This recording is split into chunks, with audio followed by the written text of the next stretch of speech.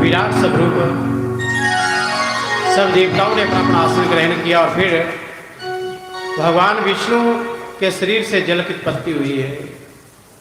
भगवान विष्णु ने बहुत तप किया है। तप करने के बाद विश्राम करने का जब इनके मन में आया तो ठाकुर जी ने जल में शयन किया। और जल में शयन करने का, जल को कहते हैं नार,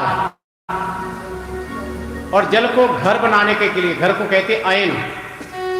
तो जल को घर बनाने के काम नारायण नाम पड़ा। बोलिए नारायण भगवान। भगवान विष्णु की नाभि कमल से पुष्प की उत्पत्ति हुई है, कमल की उत्पत्ति हुई है, और उस कमल पर ब्रह्मा जी की उत्पत्ति हुई। ब्रह्मा जी जब जागे तो चारों तरफ देखा जल ही जल है, चार मुख हो गए। शिव महापुराण में तो 5 मुख बताए गए। शंकर जी ने एक मुख का उनका काटा है, एक सर काट दिया जहां से कर्मनाशा नदी प्रकट हुई है। तो ब्रह्मा जी ने जब चारों तरफ देखा कि जल ही जल है तो वो सोचने लगे कि मैं कहां से आया हूं, ये कमल की उत्पत्ति कहां से हुई है। तो कमल की नाल के द्वारा जो जल में प्रवेश किया, फिर कई वर्षों तक, हजारों वर्षों तक जल में ही ढूंढते रहे कि ये कमल की उत्पत्ति कहां से हुई है, लेकिन पार नहीं पा सके। तो इतने में आकाशवाणी हुई कि ब्रह्मा जी तप करो। तब ब्रह्मा जी ने तप किया है और तप पूर्ण हुआ तो भगवान विष्णु ने दर्शन दिया है, और भगवान विष्णु ने चतुर्श्लोक की भागवत ब्रह्मा जी को सुनाई और ब्रह्मा जी से कहा कि सृष्टि की रचना करो। अब ब्रह्मा जी ने जब सृष्टि की रचना करने लगे तो क्या सबसे पहले इन्होंने 4 सनकादिक ऋषियों को उत्पन्न किया। सनक, सनंदन, सनातन, सनत कुमार। और इनसे कहा कि सृष्टि की रचना करो। इन्होंने कहा महाराज हम सृष्टि की रचना नहीं करेंगे, हम तप करेंगे। क्यों? क्योंकि आपको जब सृष्टि रचना का उद्देश्य बताया गया उस समय आपने तो तप किया। बिन तप के सृष्टि की रचना नहीं हो सकती, तो हम तप करेंगे। ब्रह्मा जी ने कहा मूर्खों मुझको जवाब देते हो, मैं शाप देता हूं, तुम छोटे के छोटे बने हो। अच्छा, कितना सुंदर दृष्टांत जो है इस कथा के माध्यम से संसार को सिखाया गया। एक बहुत बड़ा सबक दिया। क्या? कि भजन करने का समय बचपन से शुरू होता है। भजन करना है तो बचपन से ही आप इंसान को लग जाना चाहिए, क्योंकि जवानी तक पहुंचेगा तो वो तपस्या, वो भजन जो करेगा जवानी में जाकर फलीभूत होगी, और जिसने जवानी में की है वो बुढ़ापे में नजर आएगी। और अगर कहोगे कि बुढ़ापे में भजन में लगेगा तो नहीं लग सकते, क्योंकि बुढ़ापे में भगवान का नाम याद नहीं रहता। भगवान में तो बुढ़ापे में तो शुगर की दवाई याद रहती है या बीपी की दवाई याद रहती है, कब कौन से समय में कब लेनी है। उस समय भगवान का नाम याद नहीं आएगा। आपको जी याद आएगा कि बीपी बाद गया तो हूँ एक गोली दे दे नूर वाली, शुगर बाद गई तो एक गोली दे दे। बुढ़ापे में भगवान का नाम तो तभी याद आएगा अगर बचपन में आप लगे हो। एक इंसान व्यापार, कोई किसी प्रकार का व्यापार होकर जवानी में लगा है,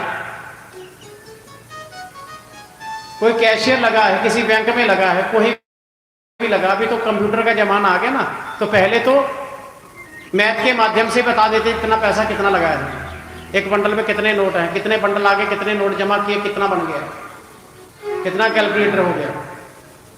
तो एक तजर्बा, एक एक्सपीरियंस बन जाता है। किसी भी बिजनेस में ले लो, किसी भी, तो जिसका तजर्बा हो जाता है वो किसी भी बिजनेस में जाकर अपने तजर्बे से पता लगा लेता है कि इसमें कितना सामान होगा, इस गाड़ी में कितना सामान आएगा।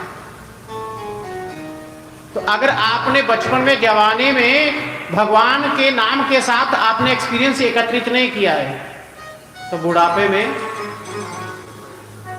आप समझ ही नहीं पाओगे। पहली तो आपका मन ही नहीं टिकेगा, क्योंकि कथा भी श्रवण करोगे, सत्संग भी श्रवण करोगे तो बैठकर ही करोगे ना।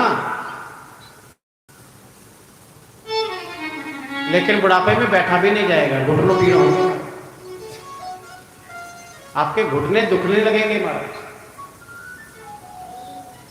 ब्रह्मा जी को क्रोध आया तो क्रोध से रुद्र की सृष्टि हुई, और रुद्र से कहा सृष्टि करने को तो भूत प्रेत डाकनी शाकनी सब पिशाच इत्यादि कर जाते हैं। ब्रह्मा जी ने कहा महाराज हाथ जोड़कर सृष्टि रचने को कहा, रचने को नहीं कहा, जाओ कैलाश पर जाकर तप करो। भगवान शंकर जी चले गए।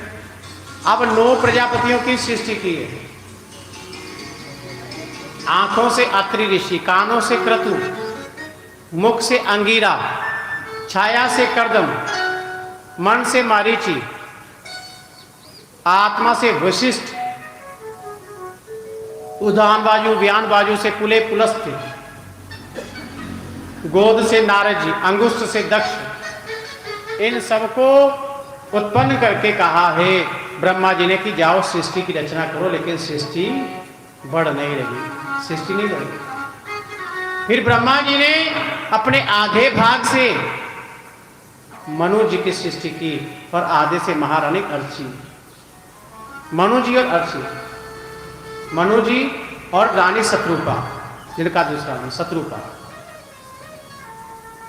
इनसे कहा सृष्टि की रचना करो। इनकी 5 संतानें हुई, लेकिन वो सोचने लगे महाराज अब रहे तो रहे को, क्योंकि पृथ्वी जो है वो तो जल में डूबी हुई। हिरण्याक्ष नाम का जो राक्षस है उसने पृथ्वी को जल में, कीचड़ में फंसा दिया था। कैसे निकालेंगे? तो ब्रह्मा जी जब चिंतन करने लगे भगवान का, तो नाक से छोटा सा शिशु निकला और देखते देखते विराट रूप धारण कर लिया और बराह भगवान की उत्पत्ति हुई है। बोली बराह भगवान सुअर की, क्योंकि कीचड़ में केवल सुअर ही जा सकता है। भगवान उस दलदल में गए हैं, जाकर पृथ्वी को निकाला, हिरण्याक्ष का वध किया और फिर जल के ऊपर स्थापित किया। देखिए कितना बड़ा साइंस है कि बिन खंबे के पृथ्वी जल के ऊपर ठहराया हुआ है।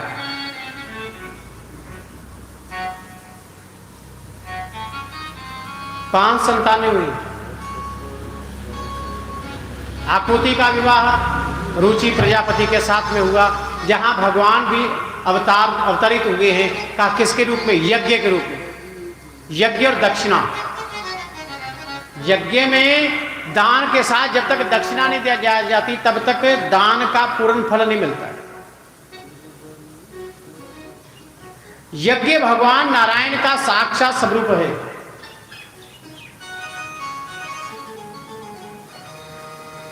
यज्ञ से ही हमारा वातावरण, हमारी प्रकृति सुरक्षित रहती है और प्रकृति के सुरक्षित रहने पर हम सुरक्षित रहते हैं।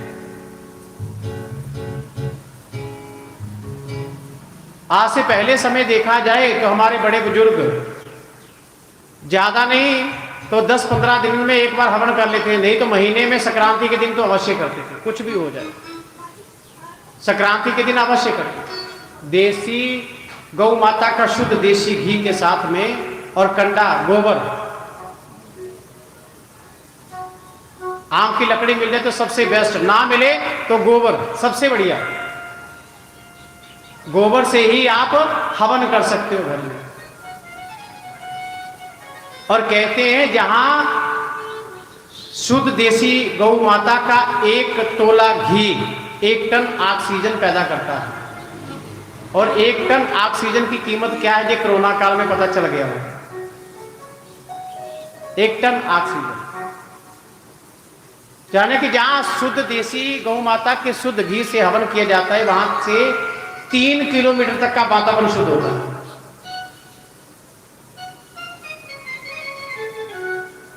आप जानते होंगे कि आज से कुछ वर्षों पहले भोपाल गैस कांड हुआ था, बहुत तबाही हुई थी। उस जहरीली गैस से न जाने कितने लोग मरे थे, लेकिन उसमें से एक कुशवाहा परिवार था, केवल वो बचा था। उससे पूछा गया भैया आप कैसे सुरक्षित बचे? उसने कहा कि मेरा नित्य का नियम था कि मैं रोज हवन करता था गौ माता के देसी घी से और गोबर से।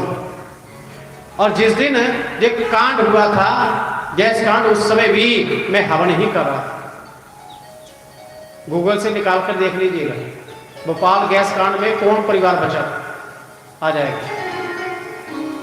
हवन का इतना ज्यादा प्रभाव है।